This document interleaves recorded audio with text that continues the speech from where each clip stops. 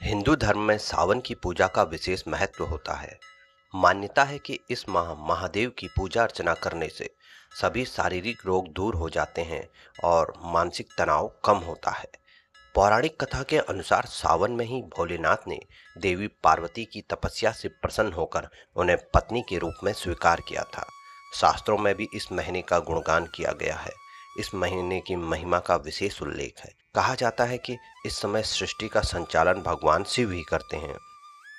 कहा जाता है कि महादेव इतने भोले हैं, यदि आप सच्ची श्रद्धा से उन्हें केवल जल चढ़ाते हैं तब भी वे आपकी मनोकामनाएं पूरी करते हैं। इसलिए जहां महादेव की पूजा का मनचाहा लाभ मिलता है, वहीं कुछ खास बातों का आपको ध्यान रखना चाहिए, अन्यथा जीवन में आपकी समस्याएं आने लगती हैं। यदि आप कई वर्षों से महादेव की पूजा अर्चना कर रहे हैं, उनके व्रत और उपवास रख रहे हैं, उनकी कथाओं का श्रवण कर रहे हैं, उनके मंत्रों का जाप कर रहे हैं, उसके पश्चात भी आपको लगता है आपको आपकी पूजा का फल नहीं प्राप्त हो रहा है, तो यह विचार योग्य है कि ऐसा क्यों हो रहा है। क्योंकि हम जाने अनजाने कुछ ऐसी गलतियां कर देते हैं जो हमारी पूजा के पुण्य फल को रोक देती है। तो इस वीडियो में यही जानेंगे कि इस सावन में हमें क्या ऐसी गलतियां हैं जो नहीं करनी है जिससे महादेव हम पे रुष्ट ना हो, और क्या ऐसे कार्य हैं जो हम करें और महादेव की कृपा प्राप्त कर सकें। 11 जुलाई से सावन माह की शुरुआत हो चुकी है और इसका समापन 9 अगस्त को होगा। साल 2025 में श्रावण मास में 4 सोमवार पड़ रहे हैं।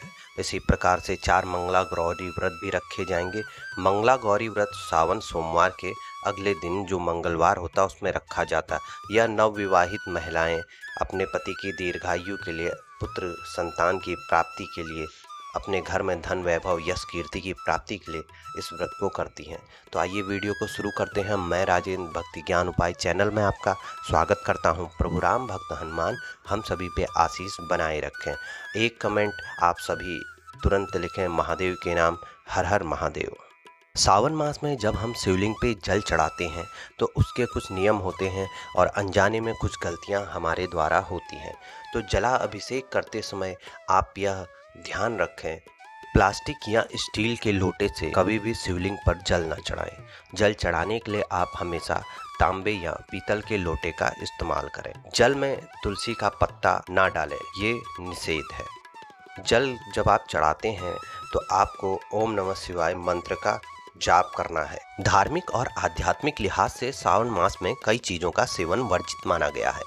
इन दिनों आपको बैगन, कच्चा दूध, खासकर दही का सेवन नहीं करना चाहिए। दूध का इसलिए नहीं करना चाहिए क्योंकि सावन के महीने में आप महादेव को दूध अर्पित करते हैं। पत्तेदार सब्जियों का भी सेवन नहीं करना चाहिए। बैगन और पत्तेदार सब्जियों को ना खाने के पीछे वैज्ञानिक वजह भी है, क्योंकि बारिश के मौसम में नमी रहती है, ह्यूमिडिटी रहने से इन्फेक्शन का कारण बनता है।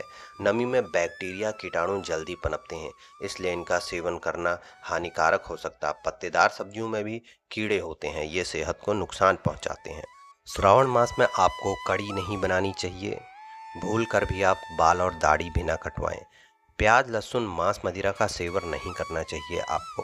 यदि आपके घर में स्थान हो तो आपको सावन में झूला डालना चाहिए, यह शुभ माना जाता है। और बेटियां भी यदि सावन में मायके आती हैं तो उनका आना भी शुभ माना जाता है। इस पवित्र महीने में सावन के 4 सोमवार पड़ रहे हैं, उनके 4 सरल व सिद्ध महा उपाय भी आपको बताए जा रहे हैं। इनको आप नोट कर लीजिएगा और विशेष रूप से जरूर करिएगा। 14 जुलाई सावन का पहला सोमवार है। इस दिन आपको कच्चे चावल और दूध को शिवलिंग पर अर्पित करना है। इससे आपके शुक्र और चंद्र ग्रह मजबूत होंगे और आपके आमदनी के सोर्स बढ़ेंगे।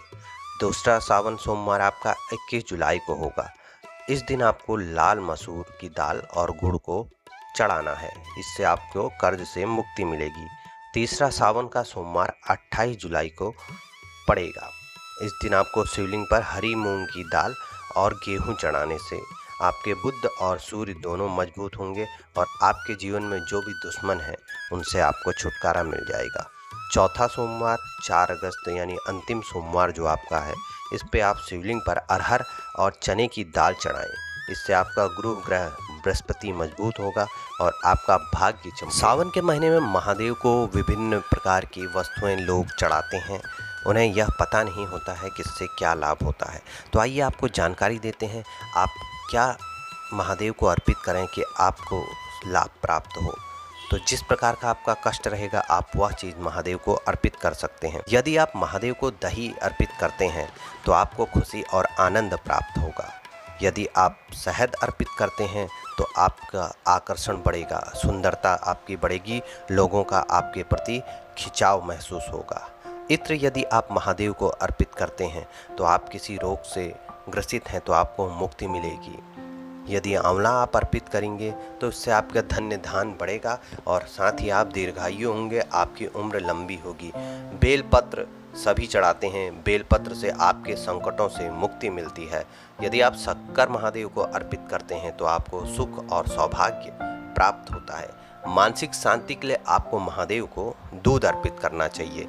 इलायची यदि आप महादेव को चढ़ाते हैं तो आपकी दरिद्रता दूर होती है। केसर चढ़ाने पे आपके दाम्पत्य जीवन में प्रेम की बारिश होती है। गाय का घी महादेव को यदि आप चढ़ाते हैं तो आपका बल बढ़ता है, आपका तेज बढ़ता है। और इसी प्रकार गेहूं यदि आप महादेव के शिवलिंग पे चढ़ाते हैं तो आपको संतान सुख की प्राप्ति होती है। तो आप इन सबको महादेव को अर्पित करके अपना मनचाहा वर पा सकते हैं, मनोकामना पूर्ण कर सकते हैं, कष्ट को दूर कर सकते हैं। वीडियो यदि आपको पसंद आए तो इसको अधिक से अधिक शेयर करिएगा। इस सावन महादेव के हर भक्त को इस वीडियो को देखना चाहिए और इसी के अनुरूप अपने प्रभु की भक्ति करनी चाहिए ताकि आपको आपकी पूजा का संपूर्ण फल प्राप्त हो सके। एक कमेंट महादेव के नाम जरूर लिखें, महादेव महादेव। वीडियो समाप्त करता हूँ। धन्यवाद। जय श्री राम।